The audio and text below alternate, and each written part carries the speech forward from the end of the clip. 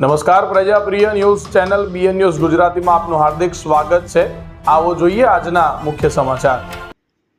તાલોદના રનાસનમાં મકાન સીઝ કરવા મુદ્દે હોબાળો। ગામતળ અને માલિકીની જમીનમાં પ્રોપર્ટી સીઝનો પેચ ફસાયો। એયુ ફાઇનાન્સ બેંકની બાકી લોન મુદ્દે પ્રોપર્ટી સીઝની કાર્યવાહી। બેંક કર્મી, સ્થાનિક પોલીસ, સ્થાનિકો મોટી સંખ્યામાં ટોળા ઉમટ્યા।